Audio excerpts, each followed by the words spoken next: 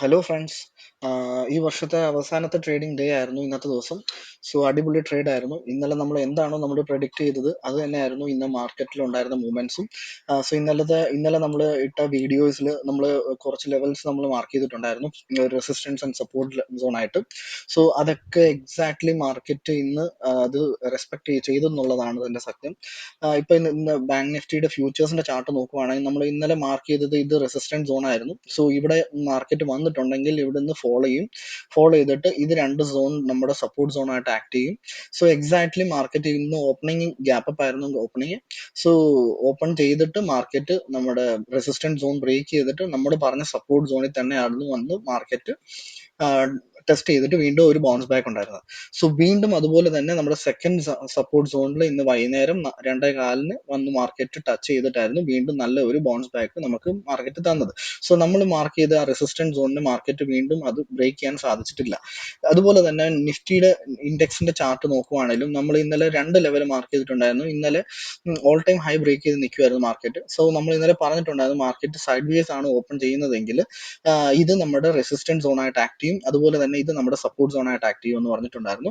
അതുപോലെ തന്നെ മാർക്കറ്റ് ഈ ഒരു സോണിൽ ഓപ്പൺ ചെയ്തിട്ട് നമ്മുടെ നേരത്തെ പറഞ്ഞ നമ്മൾ സപ്പോർട്ട് സോൺ ആയിട്ടുണ്ടായിരുന്ന ഈ 21677 തൊട്ട് 21697 വരെയുള്ള സോൺ നമുക്ക് നല്ലൊരു സപ്പോർട്ട് സോൺ ആയിട്ട് തന്നെ ആക്ട് ചെയ്തിട്ടുണ്ടായിരുന്നു. സോ ഇന്ന് രാവിലെ മാർക്കറ്റ് 10 മണിക്കും ആ ഒരു സോണ് വന്നിട്ട് നല്ലൊരു ബൗൺസ് ബാക്ക് ഉണ്ടായിരുന്നു. അതുപോലെ തന്നെ ഈ നേരത്തെ പറഞ്ഞിരുന്ന ആ ഒരു ലെവൽ എന്ന് പറയുന്നത് റെസിസ്റ്റന്റ് ലെവൽ എന്ന് പറഞ്ഞാൽ 21732 ആൻഡ് 21751. ഈ ഒരു ലെവൽ റെസിസ്റ്റൻസ് സോൺ ആയിട്ട് ആക്ട് ചെയ്തിട്ട് മാർക്കറ്റ് അവിടെ നിന്ന് വീണ്ടും ഒരു പുഷ് ചെയ്ത് മാർക്കറ്റിനെ താഴോട്ട് വന്നിട്ടുണ്ടായിരുന്നു. സോ വീണ്ടും നമ്മൾ ആ ഒരു ലെവലിൽ തന്നെ നമ്മുടെ സപ്പോർട്ട് സോണിൽ തന്നെ വന്നിട്ട് വീണ്ടും മാർക്കറ്റ് ടെസ്റ്റ് ചെയ്തിട്ട് മാർക്കറ്റ് വീണ്ടും ഒരു ബൗൺസ് ബാക്ക് ഉണ്ടായിരുന്നു. സോ ഇന്നലെ നമ്മൾ പറഞ്ഞ ലെവൽ എന്ന് പറയുന്നത് 21677 എന്നുള്ള.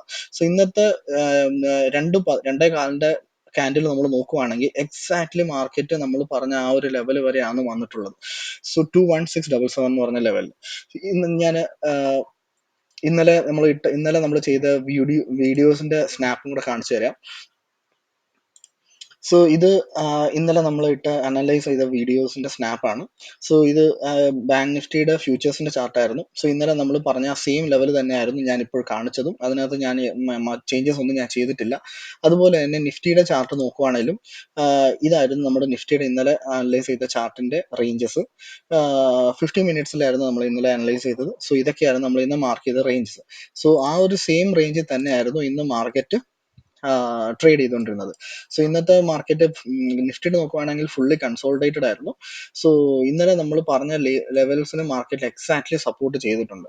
സോ കൂടുതൽ ഇതുപോലത്തെ അനാലിസിസ് വീഡിയോസിന് വേണ്ടിയിട്ട് ഈ ചാനലിനെ സബ്സ്ക്രൈബ് ചെയ്യുക, ലൈക്ക് ചെയ്യുക. Thank you so much for watching.